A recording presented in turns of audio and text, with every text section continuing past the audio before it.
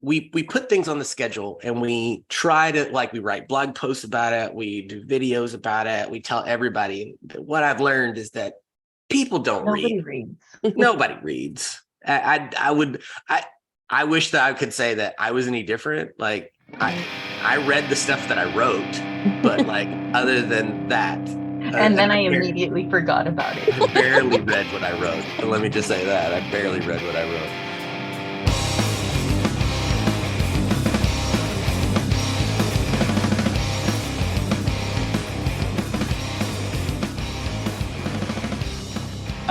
Let's just get going. This is the Agile Uprising podcast. I am Chris Murman. I am joined by people smarter and more compassionate than me, Sarah Baca and Claudia Orozco-Gomez. Hi, ladies. Hi. Yo. I am glad that we're talking, because I get to see your faces. Not that anybody else can see that. But we're going to talk about Agile 2023. The cool part about Agile 2023 is that it wasn't just in one location. It was in two locations at the exact same time. And I have an attendee from both places. So Claudia went to the Edinburgh. Am I saying that proper? It's not Edinburgh, right? Or Don't ask me. I know that you're not supposed to say the GH. So Edinburgh. I would say Edinburgh. But I'm not sure that that's right either. You probably still said it better than I did. They don't teach us how to pronounce things in Texas. And Sarah was in Orlando with me. I would love to say that within the first 5 minutes of Sarah arriving that I saw her there and ran to her across the field and was like, ah, but it was like Wednesday. Like, we're a little busy. There's so many people there that, and as much as compact as parts of the conference are, it is very spread out the rest of the time. And if you just don't happen to be walking through the same buffet line for lunch, like right. You just ain't gonna see each other. I mean, is that fair? Yeah. Okay. So completely different in Edinburgh then, because I think there were about 200 people. Oh, nice. So it was like family. It felt like family. Like I had a table and I had a table with people that were my home base. It was really nice, actually, because I kind of had that new kid on the block feeling when you first get there and you're like, oh God, who do I know? Who do I know? Where is there a friendly face? So was this the first opportunity, Claudia, that you had to attend an Agile Alliance event? Had you been to any before? It was. No, I kept on telling people this was my first. I know you've done some smaller, conference. Like one-day things, right? But nothing associated with the Alliance. No. Oh no! I even got my membership for it. Wow, a discount. That's good. That's good. I'm sure the Alliance appreciates your membership. Well, I appreciate their discount. I will get a text when this posts. I will get a text from Teresa. If you didn't you better thank her for joining the Alliance. Yes, ma'am. Teresa, the director of the Agile Alliance, lives like 10 minutes from me. So she's like, I'll ride my bike to your house and kick your ass, Merman. Oh, that's yeah. funny. Which will be funny because next year it's, the conference is in our backyard. So there are a ton of benefits other than the conference for joining. I feel like we should say, like, I'm getting emails all the time for events that they're having. So it's worth it. Yeah, that's true. That's true. All right. That means you read them, because we were promotional segment of the Agile Alliance as we have done our duty. Yeah. I will say before we even get started, videos very soon are going to be posted. So the keynotes for the main conference are going to be free. You don't have to be a member to watch those, but there are videos from the conference. If you didn't get to go, that if you're a member, you can watch those. I guarantee you I'm going to be doing that because half of the stuff that I wanted to go to, I was otherwise occupied. So, so Sarah, how many Agile Alliance conferences have you been to in the past? I know you've been before. I've been going for 8 years. I had it come up like on one of my Google memory things. I was really surprised. It's been so long. So does that make Atlanta your first one? I think it was Orlando.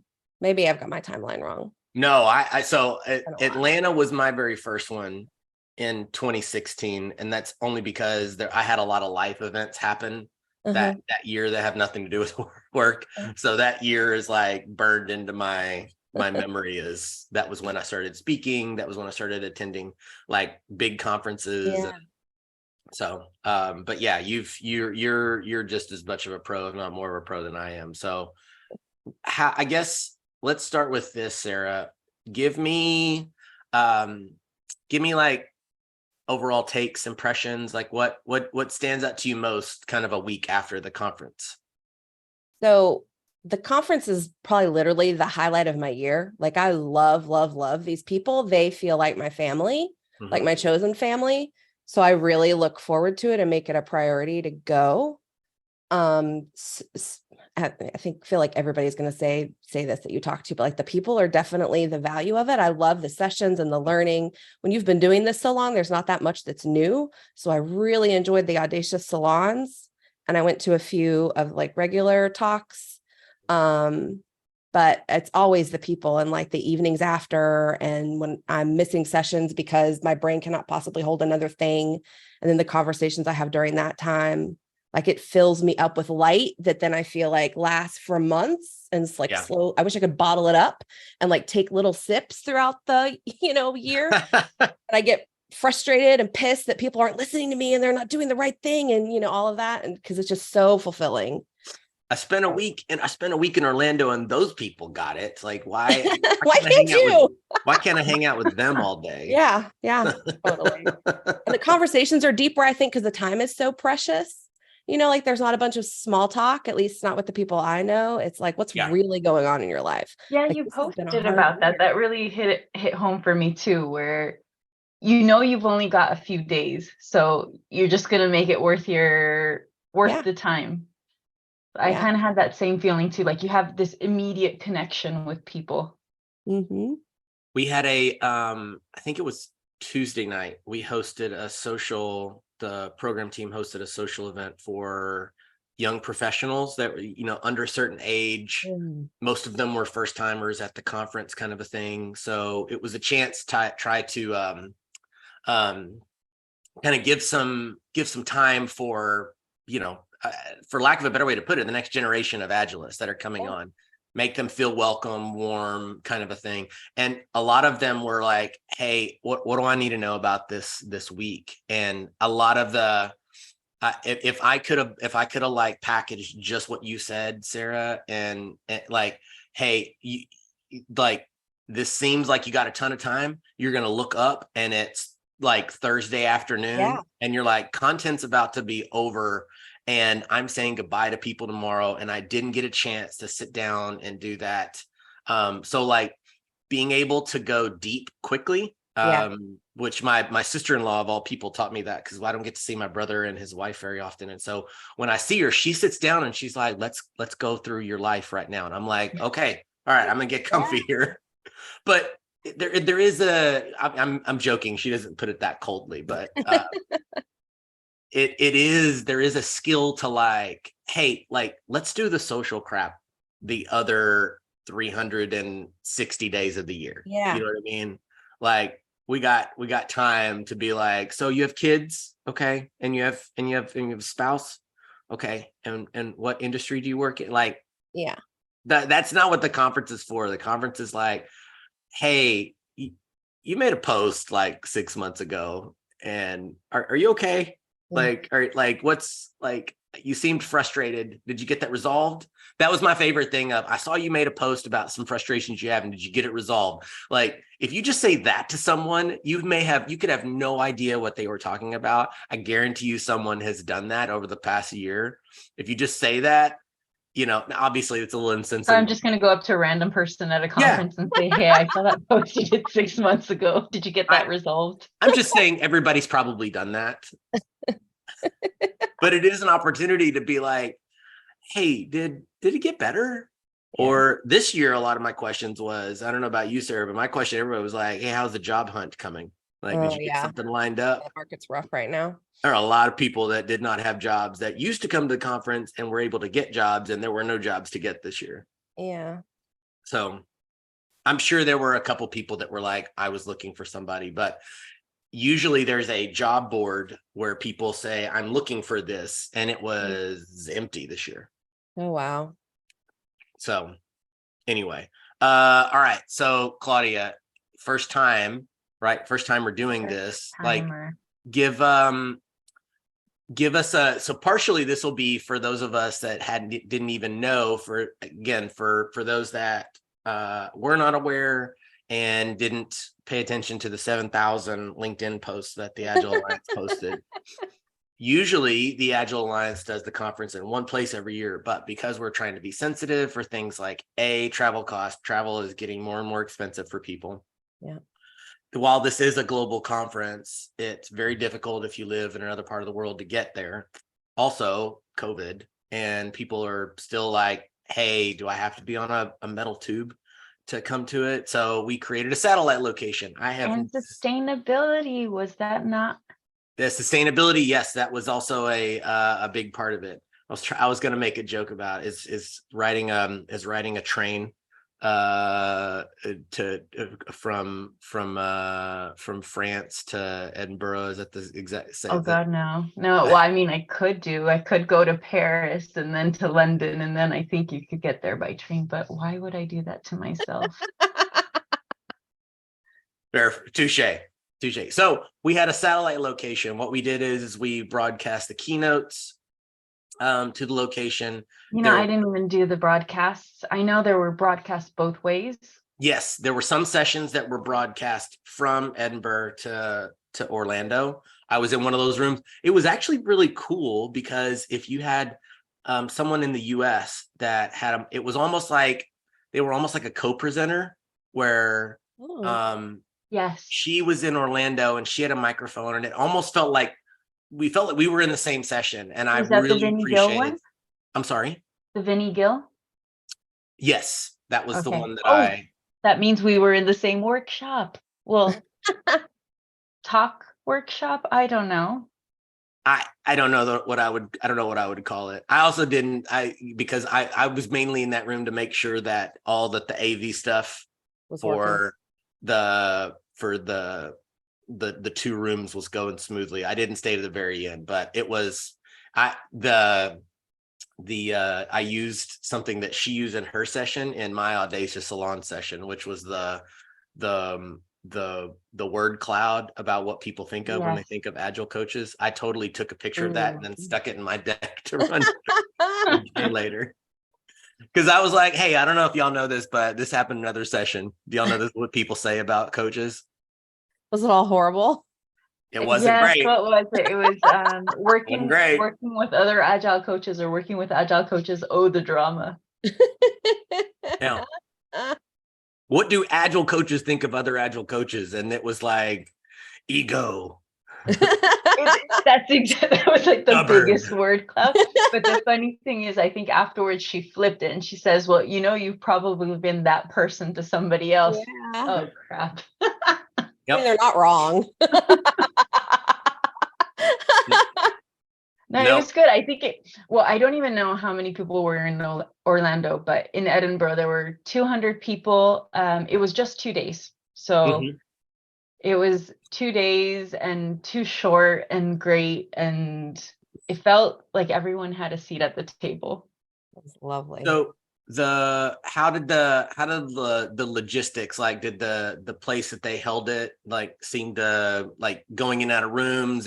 Y'all weren't too spread out. No, it was great. There weren't actually that many rooms. I want to say there were like 5 rooms. But the place itself was on the campus of the University of Edinburgh, and the hotels were about a 30-second walk away. Oh, nice. So it was this really this sense of community because everybody was literally there. So if you were at the conference, you were also staying in these hotels. And I don't know, I was walking to the conference the first day and I was like, oh, I don't know where I'm going. Hey, there's Lisa Atkins. She probably knows where she's going, seeing as how she's opening this thing up. Well, she didn't. So I followed her and we got lost together. It's a great person to get lost with. I love that. I love that Lisa was in Scotland with y'all. That's so cool. Yes. I wondered why I didn't see her this year. I guess that's why. So she did the keynote in Edinburgh, and I actually we were joking about this before we started recording, but I'm the nerd who takes notes, and I try not to, but I can't help myself. But I'm glad I did, because I do have like one of my quotes for the conference was Lisa Adkins in her keynote. It says, "These people are your well. This is where you come to when you need a drink." Oh. So then, of course, the whole room erupts in laughter because we're in Scotland and everybody's talking about whiskey. But that's what it felt like. It felt like, okay, I am where I need to be. I am with my fellow community members. It really did have that feeling, like small enough to be community. Yeah. I don't know if you had that feeling in Orlando. I have no idea how many people were there. Well, so I don't know. I'll give my answer, Sarah. I'd love to hear your opinion as well. It like the big Agile, and again, like I'm married to a reformed meeting planner. Like my wife used to run conferences of like 20,000 people, like Wow. like real conferences, like tens Not of these fake ones. tens of that. Well, I'm just saying, like, we're like, oh my gosh, this is the biggest Agile conference in the world. Like, we're small potatoes to event planners. Like, we're still like, this is not even the Agile at its height, like, was 2,500 people max. You know what I mean? Like, this thinking that there was like a Microsoft conference or a AWS or one of those that's tens of thousands all over the world. Yeah. Okay, so what are we talking about for Orlando number wise? Like how many people there were in attendance? Over 1,300. The exact number fails me, but there were over 1,300 registrants. So, which is about the same, if not a little more than last year. So the attendance had kind of started slipping pre-COVID, and we discussed this last year, but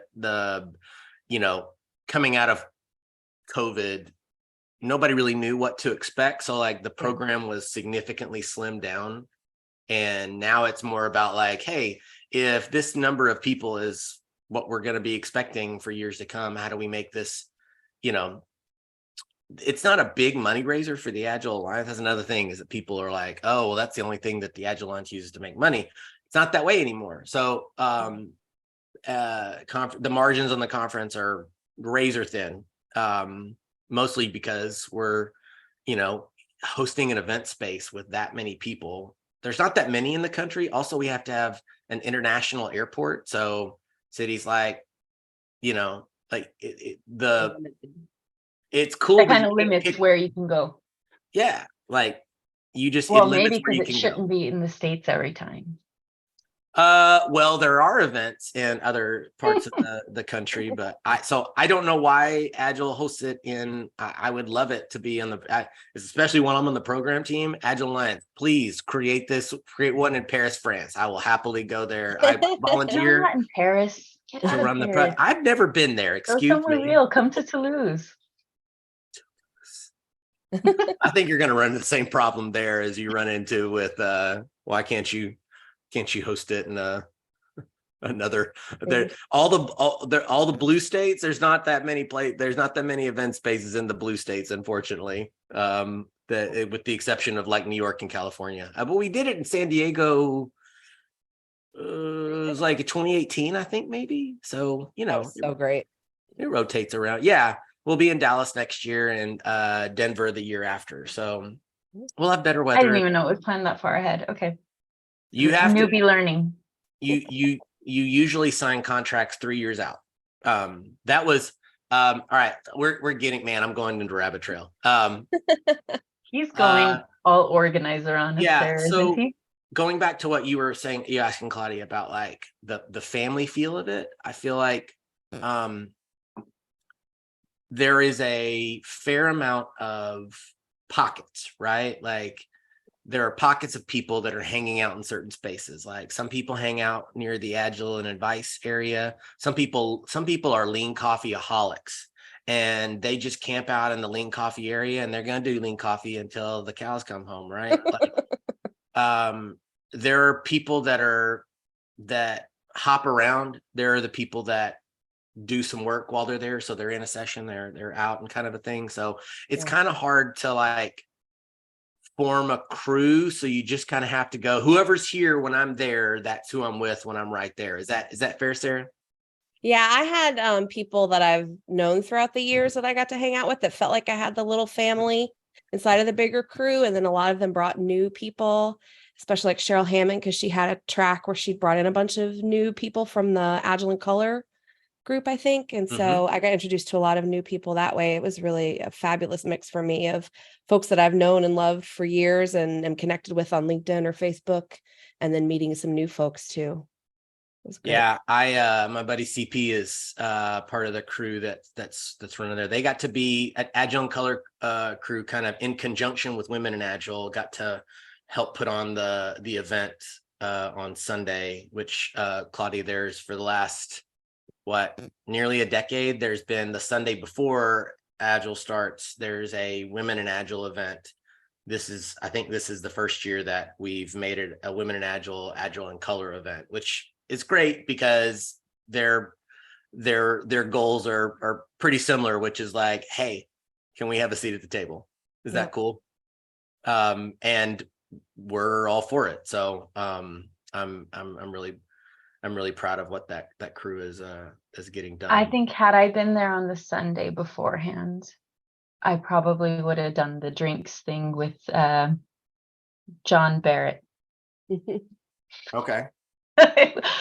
Probably would have been more my thing. That's so that, yeah, there for people that have gone before, they know, like, I understand how the flow goes, right? Which is you get there Sunday, there's an opening reception where you get to use your free drink ticket. You stand there and you go, hey, it's good to see you. That's basically the who's here this year. That's how I learned who's here kind of a thing. And then people, there's not a meal sponsored that night. So it's everybody spreads out and has dinner. Right. So there's dinners. That's usually the one time I can be like, we don't have to talk about work or anything, like how's your mom and them kind of a thing. So good. And then Monday and Wednesday, there are sponsored events in the evening, like icebreakers and sponsors. You go down on the expo floor kind of a thing. Tuesday, there are usually sponsored events. And then Thursday night is the conference party. So it's like there's something to do pretty much every night. Tuesday night can be an off night if you want it to be. But it's so hard to decide when to rest and when to go see people, because it's so precious to have the chance to hang out with these people you love, and also you're so exhausted. I feel like I had a moment, I don't even know if it was the first day or second day, but I had a moment where there was just too much human contact for me. And I'm a very, very social introvert. But at one point I was just like, okay, I need a moment. I put on my headphones and I sat down like a hippie in the middle of the floor. Like, I didn't know where to go. So where do I go where there are no human beings? And there was nowhere. So I sat down and closed my eyes. And I was the weirdo sitting down on the floor with her eyes closed and the headphones on because I needed a minute. Where's a safe spot for me to lay in the fetal position? Can someone... Yeah, can you talk to the program team about like a fetal position area, please, Chris? With headphones and like blankies. It's like all the good spots were taken by the people that were working. You know, you talked about the people that are working. You could see them from a mile away. They've got their laptops out. They've got their headphones on, and they took all the good spots. You usually, there's, if you don't see someone, you just say, hey, I'm feeling a little people-y. And most people, that was another piece of advice that I gave the young professionals on Tuesday, which is like, this week is a marathon, not a sprint. Like, if you think I want to put my mouth on the fire hose, like, right. I want all of it. Like, you're going to drown. You're going to get to Thursday and you're going to be like, I'm not going to the conference party because I'm so tired. No, that's not the point. Yeah. That's not the point. Plus you missed out on all the karaoke that was sang this year. So good. Okay. So I don't know, Sarah, did you, I guess, how do you find your, like, that whole, like, whoever's there, it kind of just has to apply to wherever you're standing, because otherwise you're just going to spend everybody all night looking for everybody, right? There's usually a couple of people who are like people hubs that if you connect with them, they know what's going on. And so I'm not going to name names because that feels inappropriate, but like, if you know who those people are, they're like, where is everybody? And then, you know, that's how it works usually for me. When I grow up, I want to be a people hub. Right? We had a few of them, but we also had a Slack for Scotland. I don't know if there was a Slack for No, Orlando. It was really helpful, especially as like a newcomer, you know, it helps you get oriented and just connect to people. We get that feedback at least once a year as a program team from people saying like, hey, it'd be cool if, you know, there was a Slack that we could all use for the conference. And I don't necessarily know that I have a ton of bad things to say about that idea. I think that my one struggle would be, all right, you're someone that you really want to talk to, like, somebody, and drinks are had all week long. Someone has a couple of pops and is like, let me start DMing this person and find out what they're doing to see if I can hang out with them. And all of a sudden that person feels, I don't even know that would happen. I'm just like, I could just imagine someone going, I was getting DM'd at 3 a.m. from somebody wanting to meet me. I mean, it was, well, then I would imagine you would need to learn how to control your phone, but granted, it was about 200 people, but there was the Slack, which started before the conference. So that was part of what felt like there was a welcome, you know, like there was a whole organization team in Scotland. That's so cool. And you already knew what was happening. So I found like a travel buddy.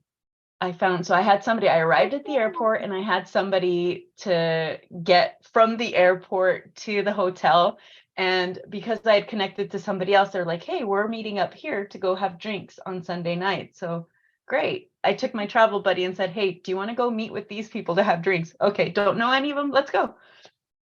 That's awesome. That's kind of what we used it for, you know, like there were the different channels. And I used to use Twitter like that, and that's how I'd connect with people when I was first started going to the conferences. Yeah. But now I'm kind of afraid of Twitter with all the changes. So it's called X. Can you please get it right now? God, no.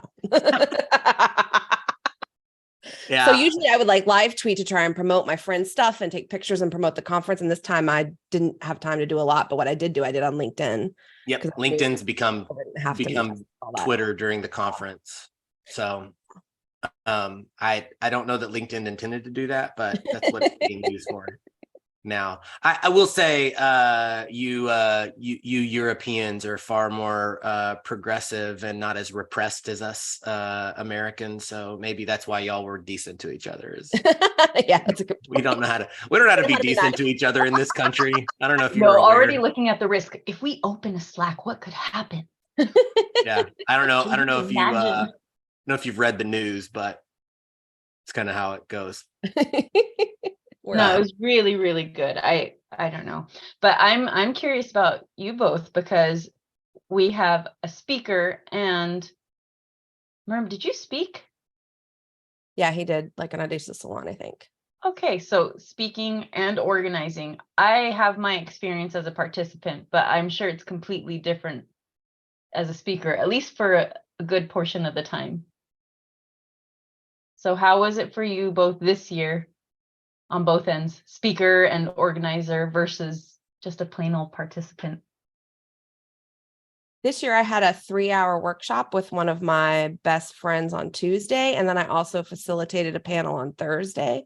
So usually I just have to get to my session and behave, and then I can kind of relax afterwards. But I made the mistake of making 2 commitments this year. So I had to like behave the whole time, which I was probably good, but I didn't enjoy in the moment.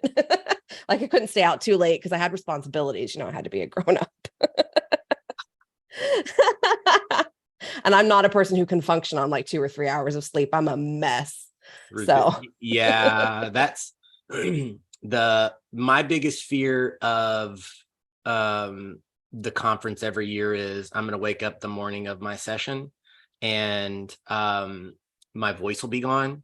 Not because I was either the biggest thing. I've spoken on Fridays before in previous years when we used to do the ad. So Friday we used to be for like all the leftover sessions, like, so you want to get involved with the Alliance, or so you want to speak at a conference, and I've done those types of talks before. We didn't do that this year. We tried to end with big names this year to try and get people to stay is what I made up, which I thought was a brilliant strategy. That was our idea. I think that we were largely successful. Esther brought it strong. Jeff Patton was, I will take credit for Jeff coming because I bugged his assistant for a long enough period of a time. Said, no, he can come. Trust me, he can. No, he can make Jeff work. Can come. I promise you, Jeff can come. I promise you, he can come. So she was amazing. Jeff. Well, thank you for your service, Chris. Listen, organizing a conference is a big deal.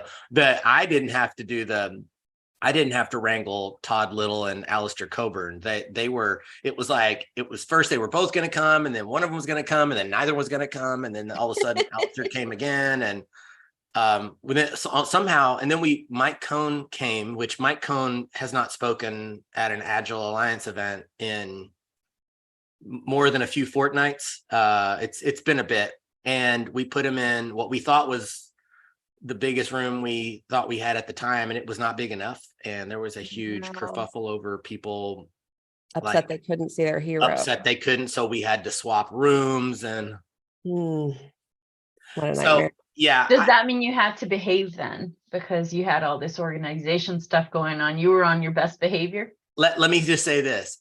Everybody should behave at the conference. Because we have a code of conduct, which I know you weren't going this route. Should we clarify what I meant by behave? Yeah, really good. Oh, yeah, no. I think, Sarah, I had your behave in mind. you Staying were up too late with friends is what I meant. Yes, you were meaning it very innocently, and yes. But when I think of behaving, I'm like, listen, this is a professional event. Absolutely. Yep, we're in shorts and t-shirts and having fun, and maybe going to the water park because the hotel had an outdoor water park as well, Claudia. The not so lazy river. Yeah, we were not about to do that. Apparently the lazy river was more like roaring rapids. Yeah. It was moving with some pace. So it was cold in Scotland. We were not about to do a water park. I think people went for hikes. I'm jealous. I would love that. Hades. I went from like 90-degree weather to, I don't know, was it 60s? Oh wow. 50s to 60s. It's a big jump. In Dallas last night, we have a Major League Soccer team that they were hosting a team from Miami that Lionel Messi plays for now. And so ever since Messi has come to the States to play in our lowly little piddly soccer league, he's generating giant crowd. And this is his first road game, right? So he's only played in Miami until for the first 2 weeks or whatever. So he was on the road. This is his first road game. He's in Dallas. Tickets were like going for thousands of dollars online. But they moved the start time of the match back an hour, and even then when the match started, it was 102 degrees and it was at 8:30 at night. Wow. So having a cold hike sounds really great right now. That's literally why Kate and Walker wouldn't come. We were going to submit something together, and then she have was like a fleece on. It's going to be in the 90s in Orlando. I'm going to go to Edinburgh. I'm glad, because she was one of my table buddies. She's amazing. But he kept her away. I think she was walking outdoors in a tank top. Oh yeah, that's how. Okay, you're from around here, not here, but around here, because I'm regretting not bringing in that sweater. Claudia, it's insane. Anyways, I totally got us off topic. Sorry. No, it's fine. The conference weather. I think the moral of the story when you're involved with the program, and just in full transparency, I've only attended this conference as either a a member of the program team or a speaker. Like I started, that was the reason why I started applying to speak, because I knew that was the only way I was going to get to attend these conferences. So I don't have a ton of experience attending a conference just as an attendee, but really after you do it like once or twice, and I sound super privileged in this. I have been so lucky to speak so many times. I'm thankful I get asked to do it again. Zach and Melissa, who put on the salon this year, you mentioned that earlier, Sarah. I want to get back to that in a second, but they asked me to help out with the salon because I was already going to be there and they had only a couple of paid slots that they could. So it was basically who's already going to be there that can help put on this program kind of a thing. You just kind of go, all right, now I'm a speaker. And then you go back to being an attendee kind of a thing. So really, it's just attending a session that someone else does. You attend the session that you do. And that's kind of it. When you're on the program team, the problem is that you can't sit still very long. It's tough to like sit and enjoy an entire session because someone's going to text you. Someone's going to need something. Like in our little Slack channel that's just got the program team on it. You know, Teresa needs something. You know, Emma needs something, like one of my teammates needs something, like a speaker, something went out in their room and you got to go figure out what's up. So all you're doing is just putting out little tiny fires all week. Like, oh, we had a it doesn't sound like you're tuned into what you're watching. And y'all were on it. Like we were trying to get a table for the retrospective panel. And Emma came in with like a table, like muscle woman, like putting it on the stage. I was like, damn, is there anything you don't do? She was like, Emma is one of the hardest working people I've ever met on a conference team, ever. She's like, she doesn't even want to burden us. And our job is to do the work there as well. She didn't even want to bug us. She's like, I didn't want to bug you. I'm like, your job's to bug me, lady. Come on now. Like, it's fine. I can take it. Let me help. All that hard work y'all do that I think is really largely invisible to most of us. Well, I think that the thing, Claudia, I would encourage everybody, if you have the opportunity to help, even if it's just as a reviewer, if you want to someday, like it is the work that you have to put in just to make it on a program team, especially for a conference this big, it just requires years of just showing up and doing the grunt work of, I mean, I was a reviewer for 4 years before I even got accepted to speak. And then I started getting accepted to speak. And then 3 more, I spoke 2 or 3 conferences. And then I said, how do you help? And I just bugged Brandon Carlson. Like I literally would not stop texting him until he gave me a spot. And moving on up. it's not fun, sexy work. Like, yeah, I get to go to the conference for free, but it is not it's not like I leave going, oh, I'm refreshed, socially and emotionally, right? I am mentally, I am refreshed, right? I felt fed by my community, people being amazing and awesome. So it was, I don't know, enjoyment's different when you wear different hats at the conference. Is that fair, Sarah? Yeah, I think that's perfect. And before my session, I'm always a nervous ball of nerves. So I have to deal with that too. Maybe once you've been doing it as long as you have, you don't get nervous, Chris, but I certainly do. So it's funny you say that. You don't strike me as a person that, now granted, everybody like in the world, like especially in the world of IT, I am having met several women in IT, like you have to have an extra thick layer of armor with all the bull crap that y'all have to deal with and stuff. So I do, when you said I get nervous, like I'm like, I don't know what nervous looks like on you, but again, that's under the surface. Like you just have this cool, calm look. You're always smiling. You're always like, yeah, This was actually the first conference I've had coworkers who were able to go, which was really, really special. And so the morning of my session, one of my coworkers came and said, you look like you're about to puke. And I was like, yeah, that's how I feel.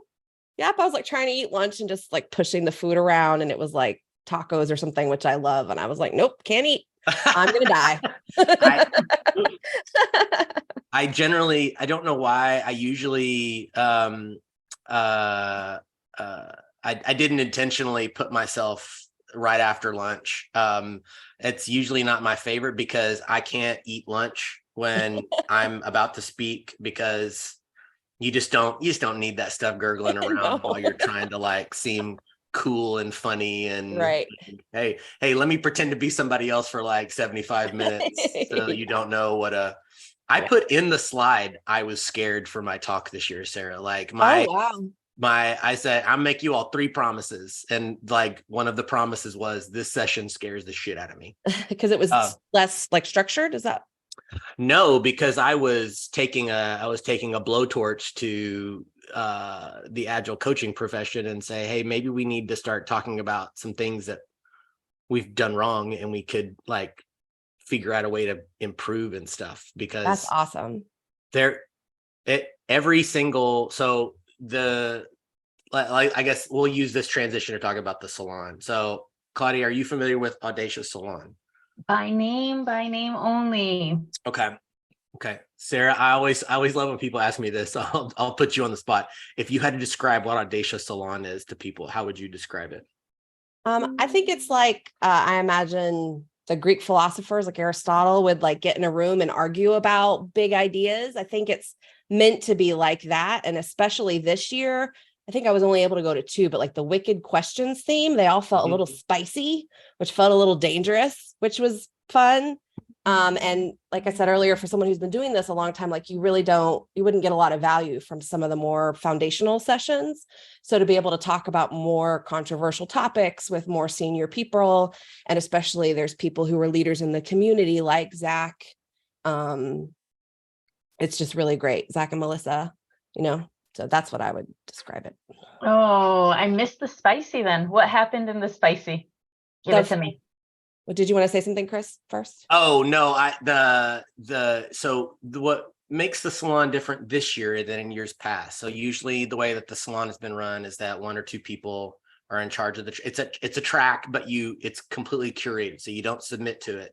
So it's basically like the tracks come up with like, what are the topics that I'm looking for? I always describe it as like this, it's the ultimate expert track in like, it is. We don't quite have quote unquote an expert, but like, we're not talking about things that you hear in training classes, or we're not talking about things that you hear in day 1 of your journey, right? Like you're not going to talk about how to run a retrospective. Yeah. These are advanced topics. Like you needed to have been kind of kicked in the teeth by Agile a bit, for lack of a better way to put it. A lot of times they're about ephemeral things like emotions and mental states and things of that nature. I never was lucky, and Lisa Adkins first started it as this idea of just deeper topics that we scratch the surface of in most of our sessions. They want to go like deep. So that's the way I would describe it. In the past, it was just speaker topic. They're not necessarily connected. Sometimes they tell a story. Sometimes it just depends on the year and who's leading the track. But this year, Melissa Boggs and Zach Bonacker they came up with 4 different topics, and they came up with 4 different sessions that each topic would run. So usually the sessions are like 3 hours in length. That's why there's not very many of them. They wanted shorter sessions, but they wanted to go deep on, like, Agile coaching was one of them. I don't remember all 4 of the session topics. The format was, one was a fishbowl. Who doesn't love a good fishbowl, right? Very hard to facilitate. I don't know that I would be a very good fishbowl facilitator. Not everybody is. Even awesome facilitators are not good at that. But fishbowl is one of them. Another is a debate. We tried to have a daily debate. Oh. And that's one I went to. I'll tell you about it later. Right. And then one was a curated talk. Just give a topic on something related to it, which was what mine was. Mine was like, has Agile coaching done more harm than good? It ends on a good note. Let's just put it that way. I didn't quite torch our work completely, but it ends on a high note. Appreciate it. And then the last piece was basically the speaker attends the other 3 talks in that subject area, and then they put together a talk based on their sessions on Thursday. So Thursday was they call them emergent talks, right? Or emergent sessions, where like the content emerges as it happens, which is super challenging to do. And what a brilliant format. Oh my gosh. Brilliant. Yeah, it was pretty great. So I don't know, like Sarah, give me your thoughts on this. So the one that I went to and my coworker went with me and some other people was one that was a debate, and it was the Agile industrial complex, for it versus against it. And before that session, I imagine most of us are like really, really against that industrial complex, like it's shirts and certs and it's BS and people aren't really learning anything. They're just making money, that kind of thing.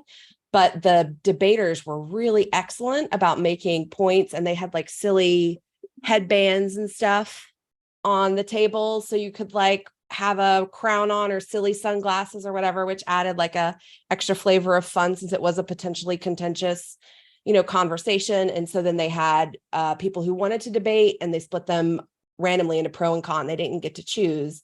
And then they had observers, and I wanted to be an observer because I really love connecting disparate pieces, and I wanted to be able to see both and like make connections. And it was just so well done. I really learned that like they talked about the benefits of the Agile industrial complex. Like it's a low barrier to entry. So anyone who's brand new can enter and learn about the industry, and it creates community and just a bunch of things that I never would have thought of before. And helped me to see things in a completely different perspective in a really fun way. It was just really, really well done. I really loved it. It's also how 75% of the people in that room make money. Yeah. I mean, you know what I mean? Like we can say all we want about. Yeah, we're not a charity. Right, sure. We can say what we want about shirts and certs, pour one out for Jay Hershko, who's not here. Like that's how we make. I mean, yeah.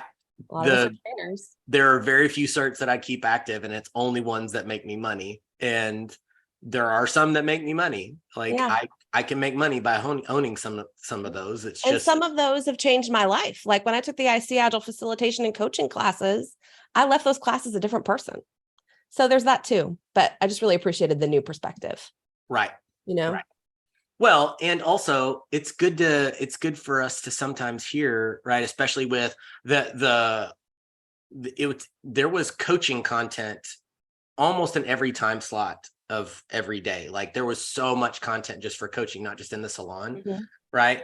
And sometimes we get in these echo chambers, right? That which you could say, hey, the Agile 20XX is just a big giant echo chamber. And if that's what you think, like you need to attend the conference because make some new friends who'll call you on bullshit. That's what you need. Some of my greatest debates, I have been called to the carpet for how I run things, how I do things at conferences. Like, really, you did that?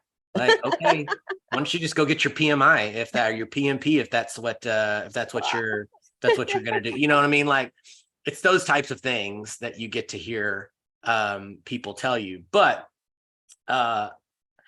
we start telling ourselves these good things, and we're like, oh, companies are just they don't care about making the turn to Agile, or they're not quite at the turning point, or they just don't want to do it and they don't want to change and blah, blah, blah. And we've not taken any of it on ourselves to say, what are we doing to the work, right? Like we're having to answer the question, why are you all around?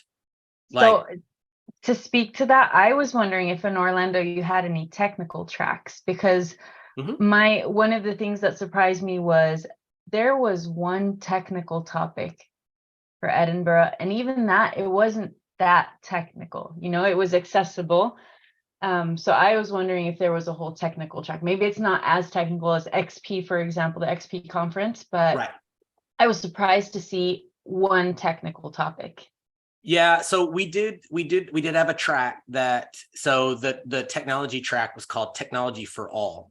Right. And it was worded that way on purpose because my just to let people know there would be deodorant in the room. Sure. Nice, Claudia.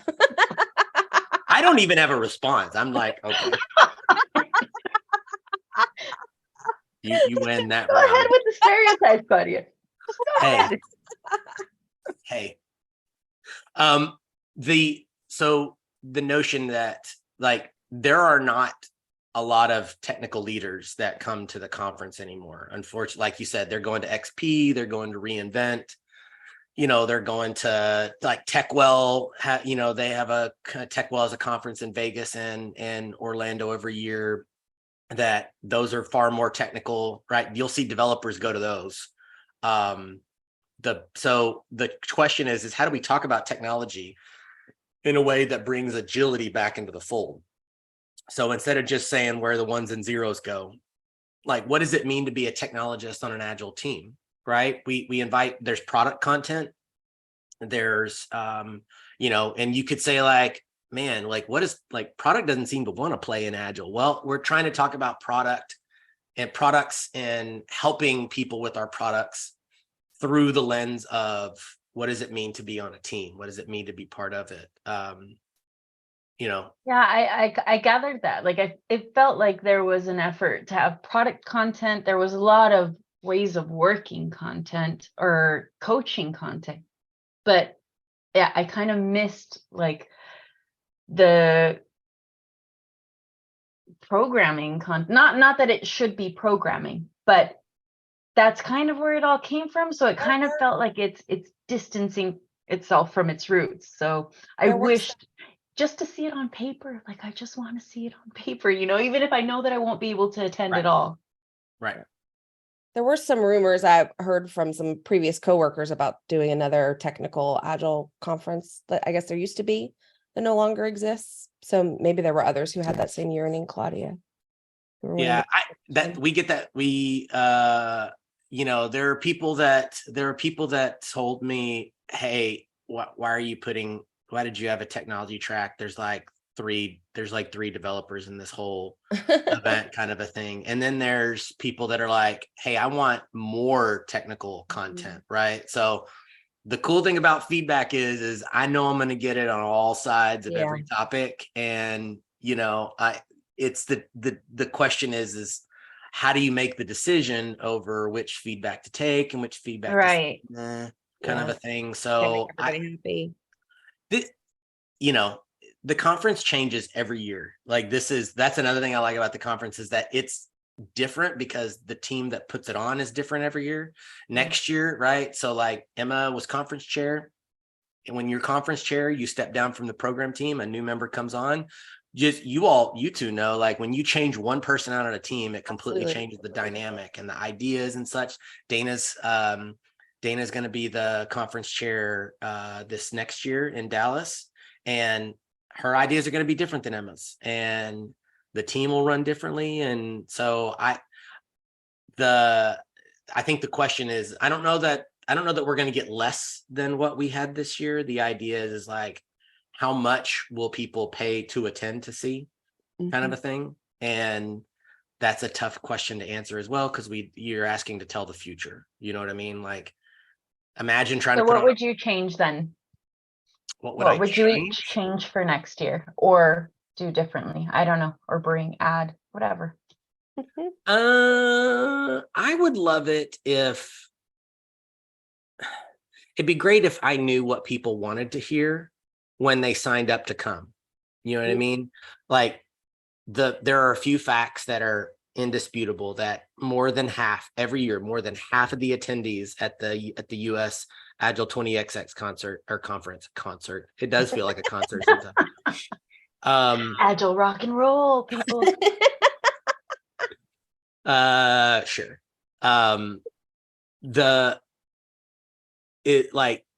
It's hard. You're saying they're newcomers every year, right? Like more than half. Wow, not only have they not been to an Agile Alliance conference, they've never been to an Agile conference, period. Right? They're new to the discipline. So they start out with this. That sounds intimidating. But what would you change for you though? Be selfish for a minute. What would I change? Yeah, what would you want for yourself? I would only invite my friends and everybody else can piss off. No, I'm just kidding. I'm kidding because I make new friends every year. This is where Sarah and I are wondering, are we on his friends list? Of course. You think I podcast with people that I like or don't like? It has to be people I like. Otherwise, I can't fake. My one exception is Mike Cadell. I can't stand him. He knows I'm kidding. He knows I'm kidding. I don't know. It's I think that my one thing that I would change is that how do I get people to read or listen to what we want them to know going into the conference? Like, if I could be like, listen, I have read all of this. I have read all this shit. I understand that the open space is a full day event on Thursday. Like, the number of people we tried to spend so much time going open space is Thursday. And people are like, y'all holding an open space? Like, MFR, it's everywhere. It's literally everywhere. Where can I put it where you'll read it? But that I'm asking humans to not be human, like, and change their physiology. So I don't know. So, like, Sarah, what's a tweak that you would make that you would choose to do? This year there were long workshops competing with short workshops. And I really think that last year, like, all the long workshops were on Wednesday. And so you were choosing between a 3-hour and a 3-hour. And I think it was really hard for people to compare 2 1 hour and 15 minutes. So it feels like you're going to get twice as much stuff with a 3-hour workshop. And that made it really difficult for me to choose. Like, did I want deep learning where it might not be as good? And then there's always so much FOMO because there's always 4 things you want to do at once, and because of that, a break is always built into the 3-hour sessions, because asking people to sit still for 180 minutes is tough. So there's always, which means at break, you're going to lose people and they won't come back, kind of a thing.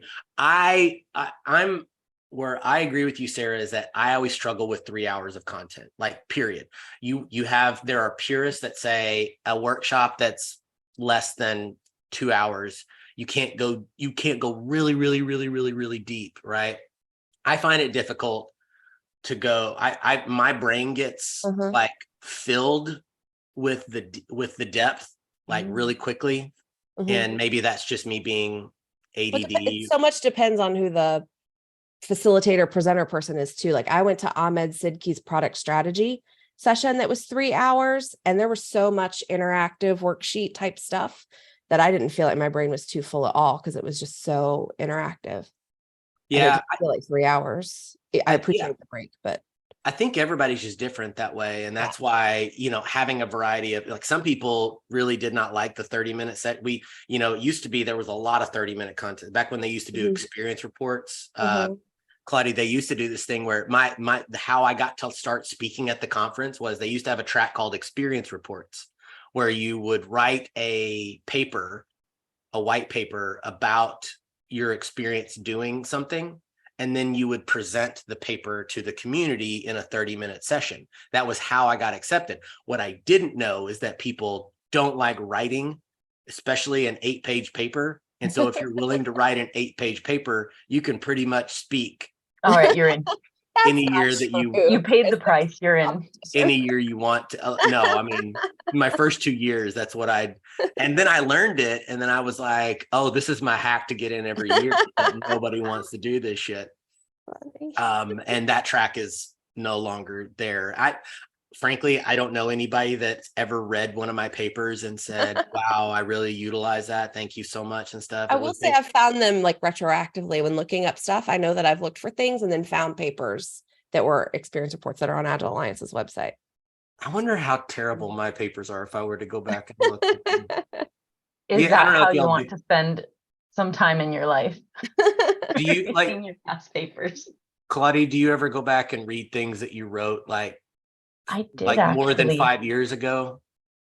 I did, because I wrote, there was a small consulting company that I worked in, and we had to write white papers that nobody ever wrote, and I decided to keep mine. So I have a UX white paper that I did on how it was using the scientific method. And I thought, I wasn't that dumb. What an uplifting experience to read something you wrote and say, wow, I'm not dumb. I was at a session at one of the Agile conferences 3 or 4 years ago, and Trisha Broderick said something like, if you don't look back on something you did years ago and you're not embarrassed by it, then you're not growing enough. And I always felt so much shame for looking back and being like, oh my God, I can't believe I said that or did that. And that made it like, oh, it's okay that I sucked. I'm growing. That's fine. I'm growing. Yeah, that's great. I had so my blog that I started it on New Year's Eve, New Year's Day, 10 a little more than 10 years ago. So this past like end of the year, beginning of the year, I kind of like, I got an email from WordPress. It's like, hey, your blog's been going for a decade. And I'm like, holy shit. Okay. And I just thought, what did I write? Like, what were the shifts and changes and stuff? And I just was reading things and I'm like, whoa, what was I like? What happened that day? Like that I needed to write that day. That I think that's what, for the most part, what I write. There was one time where I read Lean Startup, and I quickly realized that the concept of an MVP was never gonna sink in with people in any way, shape, or form, and there's no point in it. And I basically took an axe to like Eric Ries's like hard work that he has made millions of dollars over. And I'm very like excited that he did what he could to try to help the startup community like think about their products in a way that made sense. It just, but I was just like, this is stupid, this is dumb, this is never gonna work. And like I remember the feedback I got was like, did a bot write this? Like did a Russian bot like just decide, hey, we hate Eric Ries? Like even Eric Ries on Twitter was like, what is this?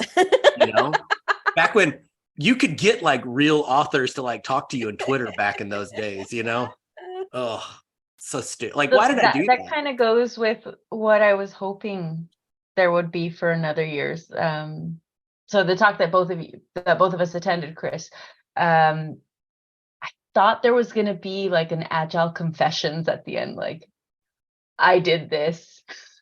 So I think it'd be great to have, I don't know what format it would take, but some sort of wall, like, oh, remember when you made the people do the 3 questions in that order, and you got really annoyed because they didn't answer the 3 questions. Yes. Scrum Master confessional. Yeah, that'd be a good episode. Or just like Agilist confessions, be great. And then you go up and you read other people's and you're like, yeah, done that one. Well, no, got pretty close. That was the whole point of, I can't remember, was it end of last year, beginning of this year? That was when Jay Hershko and I did Murman After Dark, was basically was when I decided like some of the stuff that I've done have not been good. And I finally started. Imagine that times I finally started 1,300. I started saying it out loud. Oh, no. Like I put it on the internet. That can be found forever, Claudia. You want to hear Murman talk about all the dumb stuff he's done? Like, here's an hour of it. Ready, go. So you're going to do, what are the dumb things you did at a conference? The dumb things I did at a conference. Oh my gosh. I'm afraid I'm under NDA this year. I can't speak. No, I honestly, when you're meeting people and you don't know them, it's like we think we're all Agilists. I don't know, Sarah, tell me, like, check me if I'm off on this, but I think that the one mistake I think people make is that we're all Agilists. We all are trying to be better at what we do. We're all at the same conference. Sometimes we take that to mean we all agree on things and we all have the same viewpoint on things. And it doesn't even have to be about big A or little a Agile or frameworks or anything. Sometimes it could just be as a person, right? Like, I think your worldviews are similar. Yeah, in Nashville last year, there were anti-vaxxers that were there, right? Like, I don't agree with that. I think a less mature me wouldn't have handled it the way that I did. Last year was basically just like, I just was like, okay, well, y'all paid to come, so cool. I just don't bother me and I'll be fine, right? But in years past, I might have been a little more confrontational about that. And I think another mistake people make is you're we're away from everybody that we normally spend time with, around people that we don't spend time with. And sometimes people take familiarity a little too far, and they think someone's talking to you for a different reason. And so I think that as long as you keep those two things in check, of like, we don't agree on everything, and this is a professional like conference, so treat it as such. Like, as long as you do that, you shouldn't have anything to regret. And I don't know that I have regrets. It's just more like, oh, I wish I could have gone to that session versus that session. Right. And making people feel safe. Right. If I can say, hey, I'm glad you're here, I'm here to support you. Like, we're peers and equals, and doesn't matter what we do for a living or how much money we make. We're just community trying to be better. I don't know. Is that fair, Sarah? Yeah, I totally agree with that. Okay. So Claudia, you've been, I halfway through the last question, I'm like, I love how Claudia turned into the interviewer for me and Sarah on this. So I guess, Claudia, tell me, you're like, having never done one of these suckers before, like, was the satellite location something that you felt like is worth investing in again? Oh, completely. Okay. But I think it's also because, I would have loved to go to, I keep on calling it the Big Kid Conference, because it feels like, okay, this is the big conference. But it's just really pricey. So if I can imagine, it's pricey if you're within the States. If you don't live in the States, that just adds that much more onto it. Right. I So I was really happy when I saw that there was going to be a hub, and it made it affordable. So I'm looking forward to next year. I'm hoping they're going to redo the hub. If there's a European hub, I'm completely there. My friend and I were joking, we're going to go to the European hub too. You should. Hey, if Lisa Adkins did it, you can do it too. No, I was really surprised, because I thought I would be like the token American, and I was not. There were tons of Americans. Like, tons of token Americans. Is that it? Did I hear a y'all? Oh God, no. It's one of them Americans. It's an American. No, there were a few y'alls. But no, it was great. I think it's really great just to see people. It's different from a local conference. So I have to say, 200 people feels manageable, but it's very different from a local conference, because you've got people from all over. That's what. So you're gonna have a different point of view. Yeah. What you were saying earlier, where you feel like you're not meeting people that think the same as you, but like-minded, not same-minded, like-minded. And so you're always going to have something to talk about. And I'm in it for next year. Sign me up. Oh, funny story. The reason why Scotland was picked was because Seb Rose, the organizer that helped us out in running the Scotland site, that's where he lives. And so he just volunteered to like scout a location. He worked with Emma, Emma, the conference chair living in UK, she was uniquely positioned to kind of help with some of the organizing over there as well. So,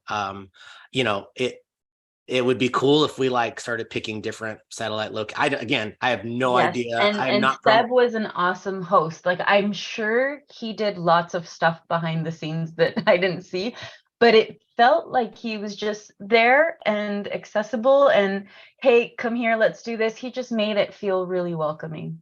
That's awesome. That's I don't know how they did that. It wasn't just him. I mean, it was the entire organization team. It felt like, all right, you're here. This is what's going on. And I think I said it already. You've got a seat at the table. Yeah, that's fair. So I'm trying to think, is there anything else worth touching on from the week for either of you two? Any other like great memories that you'll be thinking about for a while? I will say that, so the Thursday night event, Claudia, we went to Universal Studios City Walk, which is like this big outdoor mall area that has like restaurants and retail shops and bars and like just this whole area, like massive humanity. And we got a little bit of it like walled off just for us. And one of the locations was a karaoke place. And that's where eventually everybody just migrated towards. The people that were staying past the first, some people come, they stay for the first hour, They drink their 1 or 2 free drink tickets. They have some food, some free food, and then they go back to the hotel and just say like, that's cool. And then there's those of us that stay to the very end and take the place last down.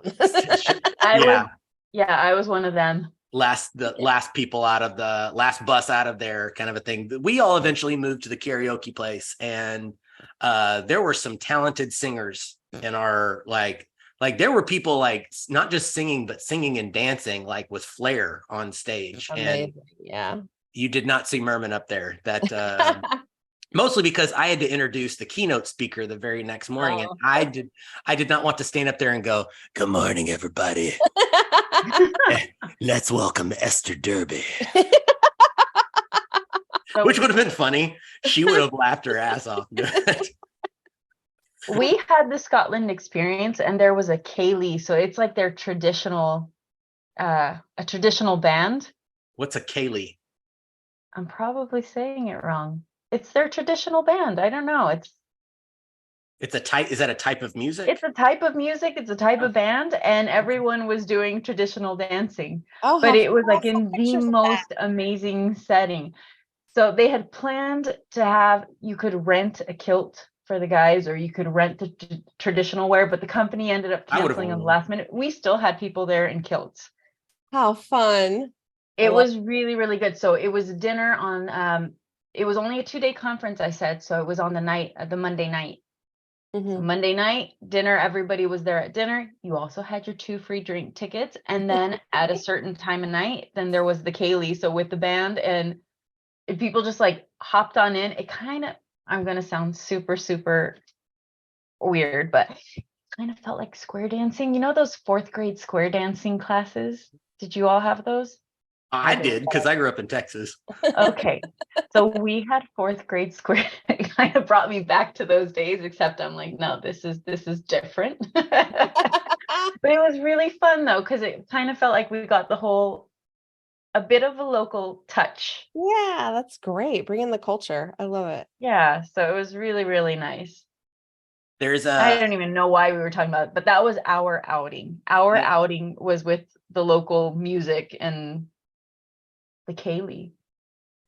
Claudia, I know you're a little behind me in the age of your kids than my kids are. There is a stage of life where I was discussing the Cotton Eye Joe with my 13-year-old daughter, Yes. and she knew all the words to the song and everything that you say that, and I'm like, a rite of passage has been absolutely we've passed the torch.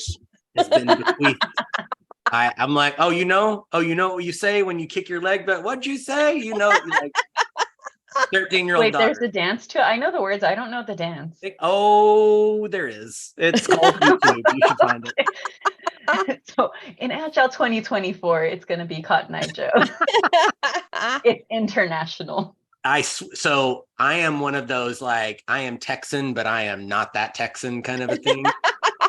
And they're going to be like, hey, Chris, what are some traditional Texan things we're going to do? You know what we're going to do is we're going to not do any of that shit. We need to have the event at we can have the Thursday night event at the Star where the Cowboys practice facility is, and that's it. That's all. That's the only Texan thing. You can't do Texas without doing line what are we gonna do? Rent dancing? trucks and go mudding? Like, no in thanks. Nashville last year, they had like a bar where they did dancing, line dancing. Yeah, and everybody was like, Murman, you know all those, right? And I just sat my happy ass down and just, nope, I'm good. I'm good. Fun. Y'all go have fun. Or the previous Orlando conference that we held there, they had a Claudia, you know the mechanical bulls that they've got? No. Well, they had one, but it was to people? No, they had a mechanical gator. It was like a big giant gator. If you know, in Florida, that is so Florida. Yeah. So they had a big mechanical gator to buck you off, and there's a video of me on it. I'll see if I can find it and send it to y'all. Please do. Yes. We have completely devolved. We have. People are gonna be like, wait, what are they talking about? No, they're just having a conversation. That's exactly what happens at conferences. And also, if when I'm hosting, if you don't know, this is how I host podcasts. Like people that are still listening, like we're all over the place. That's okay. Sarah, how can people, if they are like, I liked what you said about this, I would like to discuss this you more, how would they find you? LinkedIn's probably the best place. Okay. BACA. Yes, thank you. Claudia, what about you? I am anti-social media. No, I am anti-social but you can find me on LinkedIn, Claudia OG, or I think that's also on Discord, Right. Discourse, something, one of the two. Yeah, maybe Or the you all Agile could join us Uprising on Discord. maybe you could join the Agile Uprising Discord and these two fine people also address me in that channel as well. And and we have fun. So lots of I'm very thankful when we look back on our time at Agile Uprising, we can say like, man, we did the manifesto series, we did this and that. I'm most proud of the Discord because You've got quite a community. Yeah. That's my well. That's where I go. Love that. What is it? That's where I go when I need a drink. There you go. And I'm Murman. Thanks everybody. We'll see y'all next time.